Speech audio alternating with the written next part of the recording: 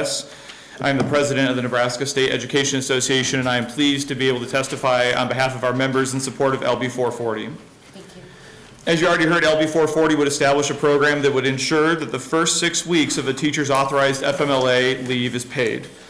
So teachers are in kind of a unique position. Teachers are under a yearly contract, which means at the start of the school year, the full salary and benefits cost for a teacher is already accounted for in a school district's budget, which means when a teacher takes FMLA leave, the only added cost for a school district is the cost of the long-term sub that's hired to cover the class for the duration of the absence. So to account for the cost of the sub, the bill would establish a 0.35% payroll fee matched by a district contribution to make sure this is not an unfunded mandate on our district. After those initial 6 weeks, employees are then free to utilize any locally negotiated days, programs like sick banks, to continue to make their FMLA paid rather than unpaid leave should they so choose. We want to sincerely thank Senator Spivey for being an excellent partner and champion on this issue. We started working on this after we had conducted a survey of educators across the state this past fall, and this need was brought to our attention by hundreds of teachers across the state indicating that this was impacting them personally. This was especially an issue for young female teachers. So how most teacher contracts work is you get 10 to 12 sick days a year, and you can bank them. For example, I have 75 days waiting for me when I go back to Millard after my time in this position is done. While that might be great if you're in the later part of your career where you have that much leave built up, if you're a first or a second year teacher, you're looking at guaranteed unpaid leave if you have a baby. And the reason this bill is about providing 6 weeks paid leave for all categories of FMLA, not just birth of a child, is because as we started to explore this issue, we started to hear other stories. For example, I heard from a first year teacher who got a cancer diagnosis right at the start of the school year, and by the end of September, they're out of paid days. And so now they're having to struggle with fighting cancer and trying to tackle the financial insecurity of not having an income anymore. You will hear from several educators today who will tell their very specific stories and share how their lives would have been immeasurably better if LB440 had been in place. Please, if you only listen to one thing I say to you this entire session, listen to the people that come after me.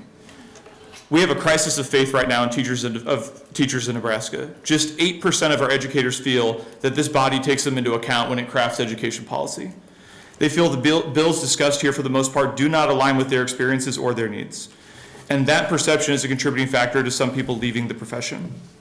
We've brought forward several ideas this legislative session. We partnered with several of you here in this committee. But I'm going to tell you, as I've visited districts across the state, nothing has gotten the reaction compared to this bill. I've had people come to me in tears just because this bill was introduced.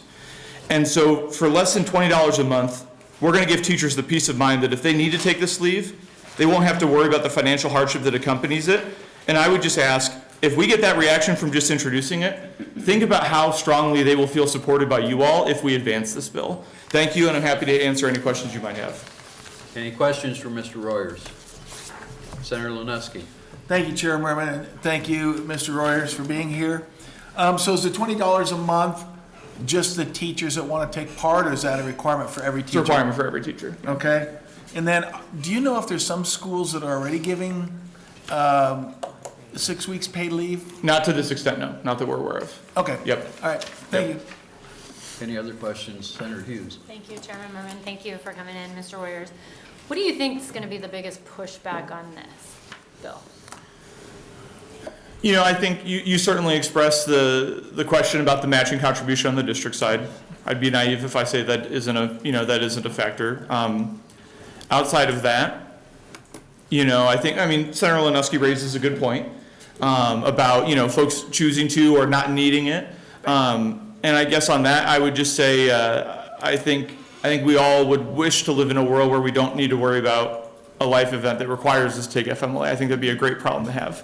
But no, I think that's the only concern that I can think of. And then, if I might follow up,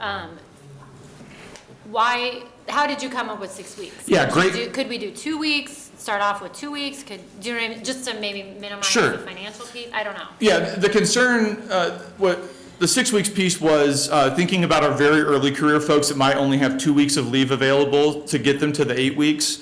Also because, again, depending on what the circumstances are, there is access to long-term disability, but there's a certain amount of time you have to go before you can be eligible for long-term disability. So it was about how do we provide sufficient coverage so that way even in your first year as a teacher, if you, again, that teacher with a cancer diagnosis, we can get them to the point where they can access that without having to go for an extended period with zero income whatsoever. Thank you. Any other questions? If not, Thank you very much.